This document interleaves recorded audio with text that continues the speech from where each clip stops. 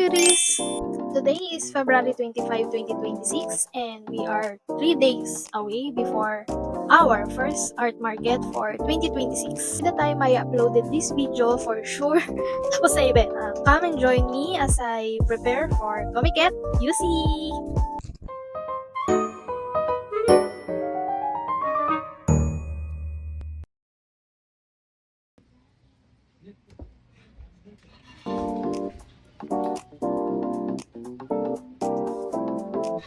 You may be wondering why 3 days na lang tsaka ako nagpe-prepare for the event.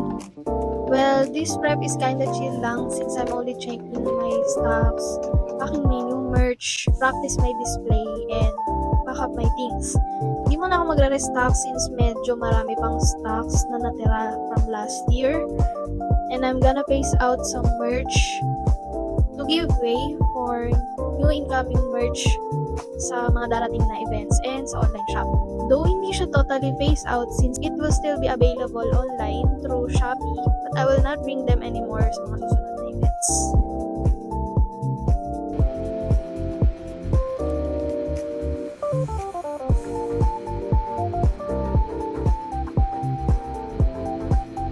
Here, I'm printing backing for my new hair clips. I actually made the designs around 2 weeks ago, so ngayon puro packaging na lang. This is the chillest part. Print, cut, and pack. Repeat lang hanggang maubos lahat.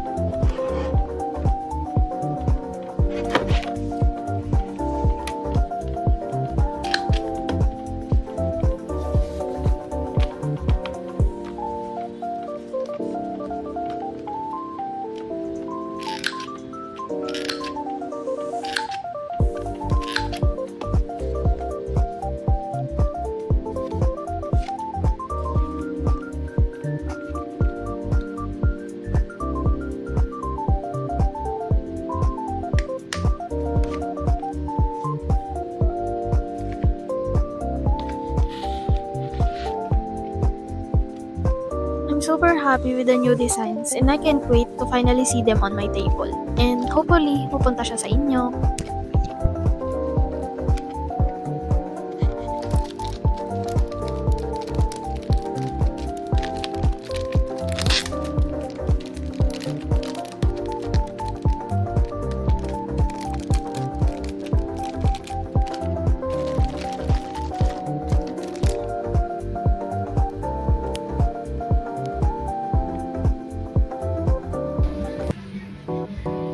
Now, it's inventory time.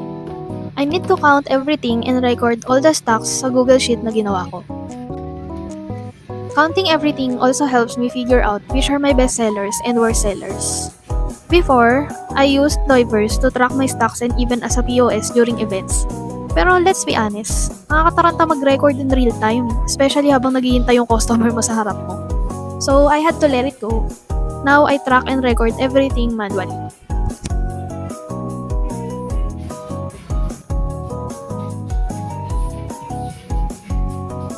Another reason bakit hindi rin ako makakapag-restock ng stickers is may problem yung printer namin. Thankfully, may natira pa akong stock so may maibibenta pa ako for this event.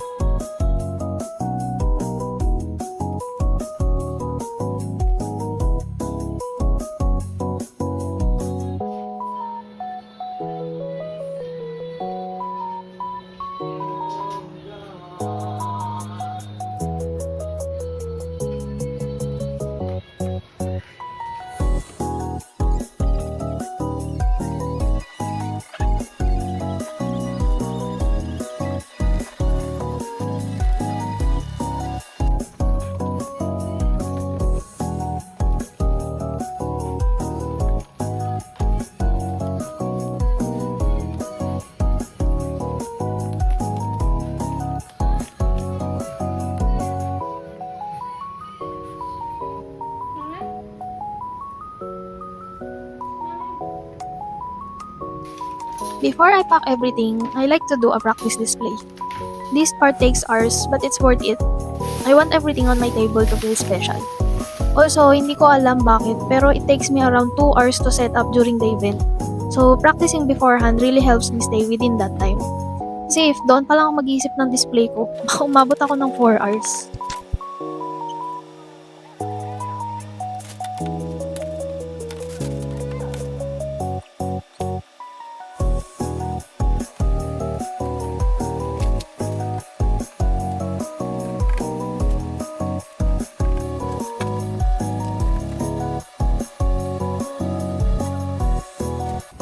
And it's decided.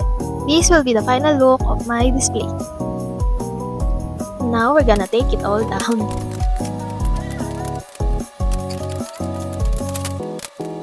Meanwhile,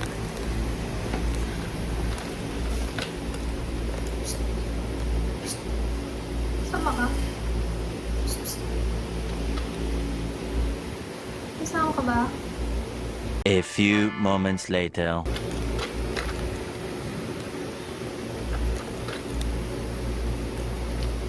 Ang galing nyo, ha? Ang galing yung dalawa. Diyan pa kayo, ha? Ha? Sa gamit ko pa talaga.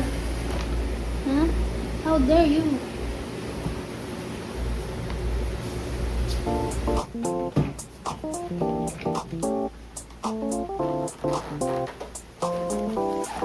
Okay, time to pack everything. Ito na yung stressful part for me. What if may maiwan ako?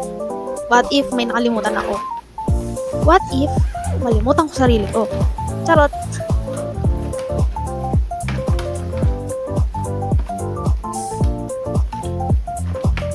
Maybe, just maybe, baka may magtanong sa inyo, lahat ba yung dala mo, gagamit mo?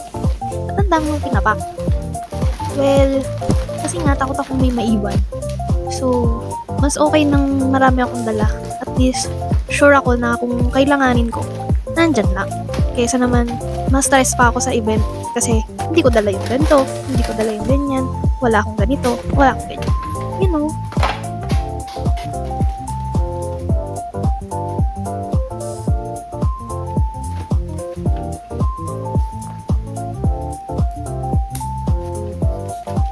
By the way, I'm using a 24 inches luggage.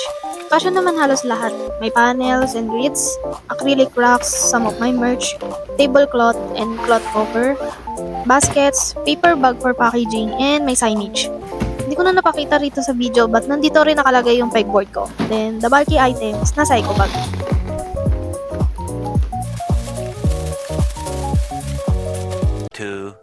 Years later.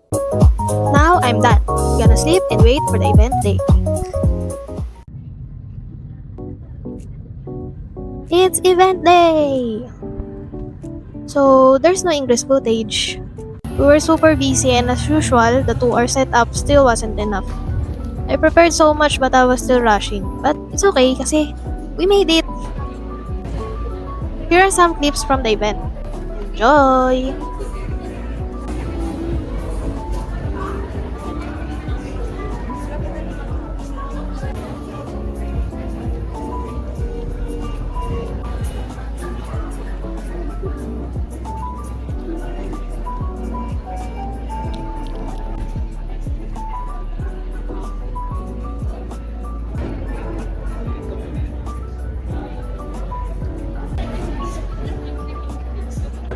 Ang mahalaga